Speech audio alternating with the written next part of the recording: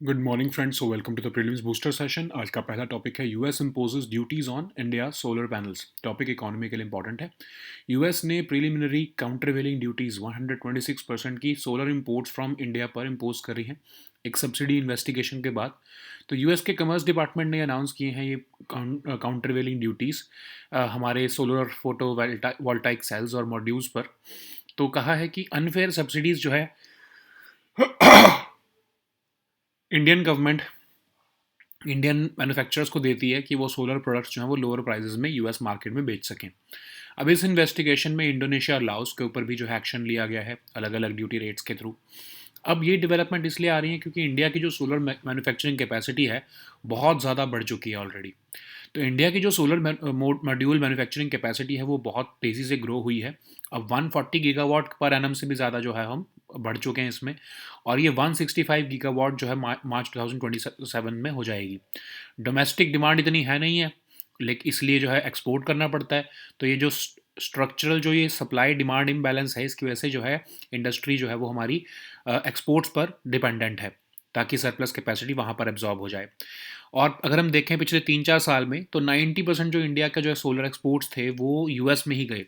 तो solar exports जो है यूएस में गए वो 792.6 मिलियन डॉलर्स के थे 2024 में। इसलिए जो है यूएस का जो डिसीजन है उसके इम्पॉर्टेंट इम्प्लीकेशंस होंगे इंडियन सोलर मार्केट पर।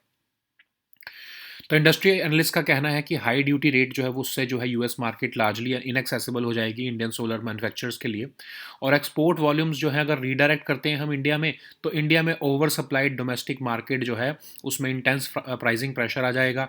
और उसकी वजह से जो है मॉड्यूल प्राइसेस बहुत नीचे गिर जाएंगे और प्रॉफिट मार्जिन बहुत कंप्रेस हो जाएंगे ओरिजिनल इक्विपमेंट मैन्युफैक्चरर्स के लिए। अब इंडस्ट्री एक्सपर्ट्स कह रहे हैं कि स्लोअर प्रोजेक्ट एक्टिविटी जो है पीपीए की साइनिंग में डिले और ट्रांसमिशन कनेक्टिविटी कंस्ट्रेंट्स की वजह से इंडिया के जो डोमेस्टिक मार्केट पर जो है ये कैपेसिटी जो है डिपेंडेंट नहीं रह सकती। ठीक है। तो कुछ फार्म्स जो है ऑलरेडी उन्होंने जो है अपने एक्सपोर्ट्स बहुत कम कर लिए थे यूएस की पॉलिसी टाइटनिंग को देखते हुए। लेकिन जो है बहुत सी और जो फार्म्स हैं वो अभी भी यूएस पर डिपेंडेंट थी वहाँ पर एक्सपोर्ट्स करने को।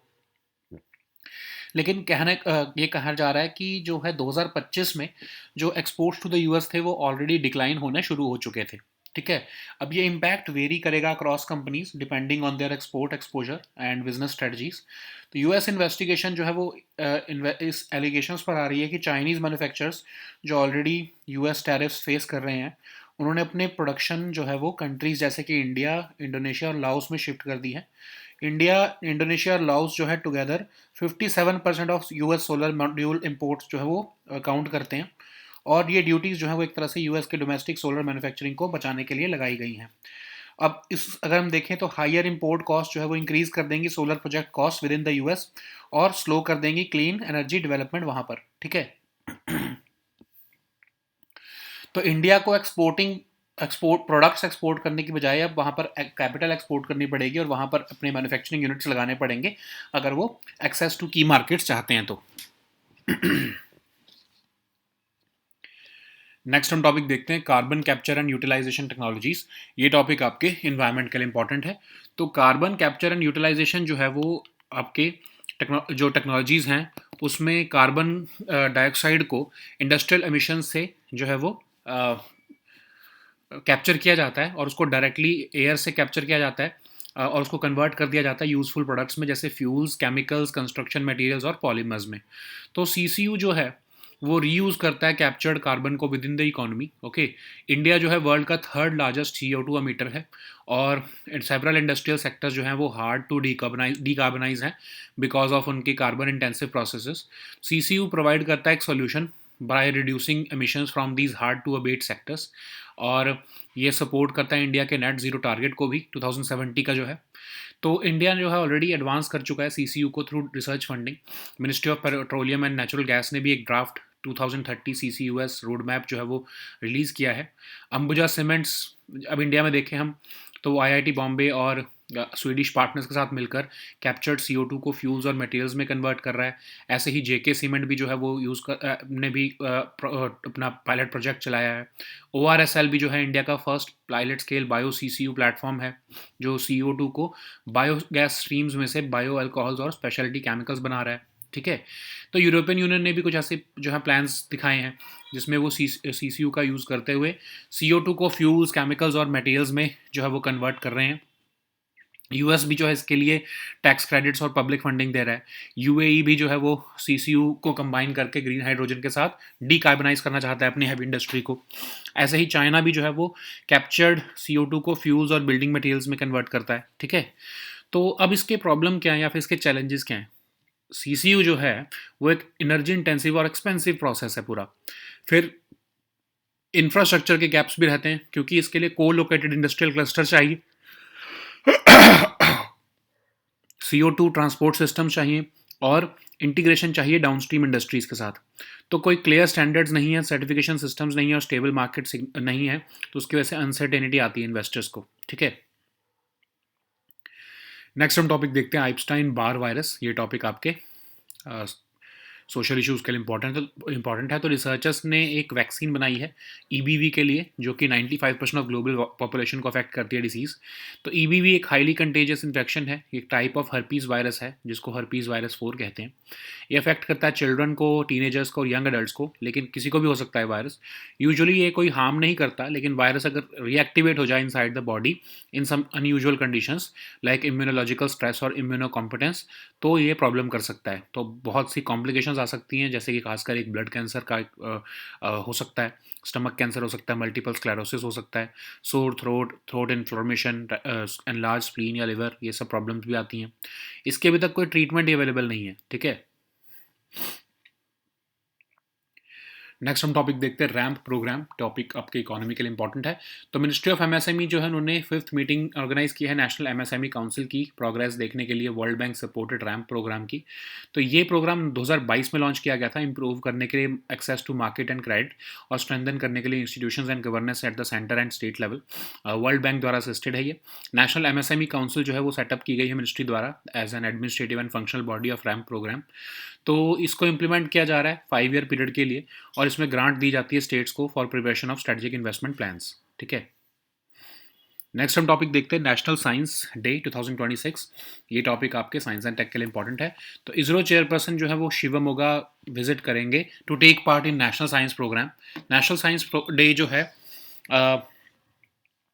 सेलिब्रेट किया जाता है हर साल 28 फरवरी को। ये कमेमोरेट करता है discovery of Raman effect by Indian physicist CV Raman. 1928 में उन्होंने किया था, उसके लिए उनको 1930 में नोबेल प्राइज़ इन फिजिक्स भी मिला था। 1986 में गवर्नमेंट ऑफ इंडिया ने डिक्लेयर किया 28 फरवरी एज नेशनल साइंस डे और first national science day celebrate किया गया 1987 में। तो नेशनल साइंस डे 2026 का थीम है विमेन इन साइंस कैटलाइजिंग विकसित भारत। तो रमन इफेक्ट क्या है? ये change in wavelength of light है जो होता है जब एक लाइट बीम जो है डिफ्लेक्ट होती है बाय मॉलिक्यूल्स। जब एक बीम ऑफ लाइट ट्रेवर्स करती है एक dust free transparent sample of a chemical compound, तो एक स्मॉल फ्रैक्शन जो लाइट की है वो एमर्ज होती है directions other than that of the incident, मतलब incoming beam. Most of this light जो है वो स्कैटर हो जाती है, जो कि अनचेंज्ड वेवलेंथ की होती है। और इस फिनोमिना को जो Indian physicist sir CV Raman के नाम पर रखा गया है। नेक्स्ट हम टॉपिक देखते हैं सेलियाक डिसीज़। ये टॉपिक आपके सोशल इश्यूज़ के लिए इंपॉर्टेंट है। तो एक रीसेंट स्टडी इंडिकेट करती है कि एक ड्रग जो ऑलरेडी अप्रूव्ड है फॉर यूज़ इन ह्यूमंस वो हेल्प कर सकता है इन्फ्लेमेशन जो कि सेलियाक डिसीज़ से होती है। सेलियाक डिसीज़ एक इनहेरिटेड ऑटो इम्यून कंडीशन है जो कि जिसमें इम्यून सिस्टम रिएक्ट करता है ग्लूटन को और कॉज करता है damage to the intestine, small intestine. और इसमें ग्लूटन जो है वो ट्रिगर कर देता है एक immune response to the gluten protein जो स्मॉल इंटेस्टाइन में, और इसका जो रिएक्शन है वो डैमेज करता है स्मॉल इंटेस्टाइन की लाइनिंग को और प्रिवेंट करता है फ्रॉम एब्जॉर्बिंग न्यूट्रेंट्स। इसको हम मैल एब्जॉर्प्शन भी कहते हैं। और इंटेस्टाइन डैमेज की वजह से जो है जो कुछ सिम्टम्स आते हैं जैसे diarrhoea, fatigue, weight loss, bloating, anaemia, लेकिन कुछ सीरियस कॉम्प्लिकेशंस भी हो सकते हैं।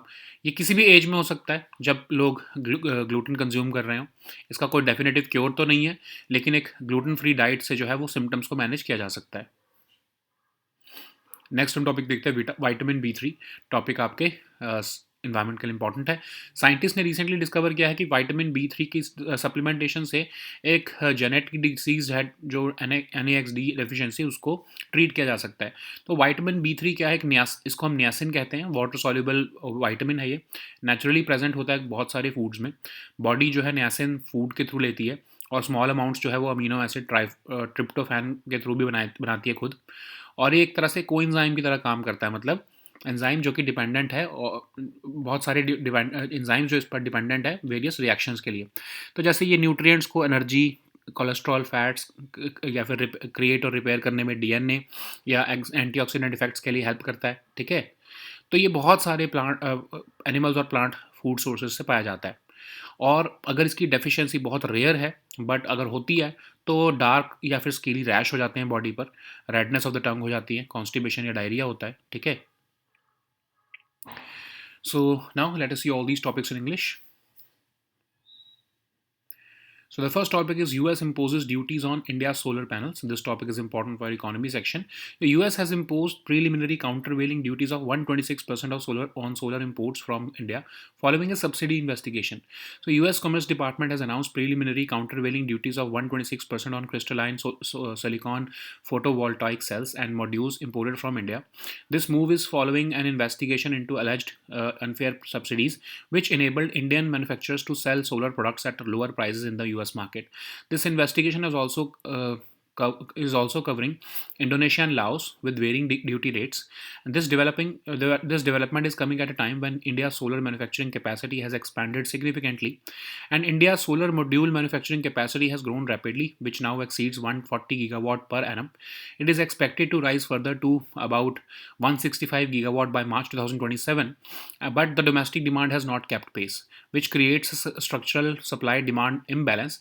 And between 2021 and 24, over 90% of the solar photovoltaic module exports were shipped to the US. Solar exports to the US were valued at about 792.6 million in 2024. Given this heavy dependence, the US decision has significant implications. Industry analysts are warning that the high duty rate could make the US market largely inaccessible for Indian solar manufacturers. If exports volumes are redirected to India, the already oversupplied domestic market, which may face intensified pricing pressures, and this additional supply could reduce module prices and even compress profit margins of the original equipment manufacturers. But industry experts are noting that tariffs can alter project level assumptions also, because there is delay in project award activity, delay in PPA signing, and transmission connectivity constraints. So this slow project implementation will be even further harming the industry. Okay, so certain firms have already reduced their exports to negligible level in anticipation of US policy tightening. Exports to the US are estimated to have declined sharply in 2025, but this suggests that the impact may vary across companies. US investigation has alleged that Chinese manufacturers, which are already facing high US tariffs, have shifted their production to countries like India, Indonesia, and Laos, and they together account for about 57% of US solar module imports. So these duties are aimed to protect US domestic solar manufacturing, but higher import costs may increase solar project costs within the US. This would slow down the clean energy deployment there. So experts are suggesting that India may need to shift from exporting products to exporting capital by establishing manufacturing units abroad to retain access to key markets. Okay. So the next topic is carbon capture and utilization technologies. This topic is important for your environment section. So carbon capture and utilization involves technologies which capture carbon dioxide from industrial emissions or directly from the air and convert it into useful products like fuels, chemicals, construction materials, or polymers. So unlike CCS, which stores CO2 underground permanently, CCU reuses the captured carbon within the economy. Okay, India is the world's third largest CO2 emitter, and while renewable energy can curb future emissions, several industrial sectors remain hard to decarbonize due to their carbon intensive processes. So CCU provides a solution by reducing emissions from these hard to abate sectors while creating new industrial value chains. It also supports India's net zero target for 2070. So India has begun advancing CCU through research funding. Ministry of Petroleum and Natural Gas has also released a draft 2030 CCUS roadmap identifying potential projects. For example, in India, we have identified that Ambuja Cements, JK Cement, and ORSL, they are collaborating with other prominent bodies to use these captured CO2 and convert it into fuels and materials. Okay. Similarly, if we look at global efforts, then EU, US, UAE, China, all of them are using the tools, the CCU as a tool to convert CO2 into fuels, chemicals, materials, supporting sustainability and circularity goals. But there are certain risks and challenges also. Like CCU is energy intensive and expensive. So, without policy incentives or carbon pricing, CCU derived products may struggle to compete with cheaper fossil fuel based alternatives. And effective CCU deployment also requires co-located industrial clusters. So CO2 transport systems and integration with downstream industries is required. So this is unevenly developed across India. There is lack of clear standards, certification systems, and stable market, which signals which create uncertainty for investors and limits demand for CO2 based products. So the next topic is Epstein-Barr virus. This topic is important for your social issues. So researchers are progressing towards developing a vaccine against EBV, which affects 95% of the global population. So it's a common and highly contagious infection. It is a type of herpes virus called herpes virus 4. It affects children, teenagers, and young adults, but anyone can get this virus. It usually does not cause any harm, but once the virus gets reactivated in the body in some unusual conditions, it can lead to various complications like a type of blood cancer, stomach cancer, or multiple sclerosis. There is no specific treatment for this particular disease. However, some things like drinking fluids to stay hydrated, getting plenty of rest can be done to help relieve symptoms. Okay. So the next topic is RAMP program. This topic is important for your economy section. Ministry of MSME has organized the fifth meeting of National MSME Council to review progress of the World Bank supported RAMP program in New Delhi. So RAMP program was launched in 2022. It aims to improve access to market and credit, strengthening institutions and governance at the center and state level. So it is assisted by the World Bank. So it aims to improve access to market and credit for MSMEs, strengthen institutions and governance at the central and state level, improve center-state linkages and partnerships, greening of MSMEs, and addressing issues of delayed payments.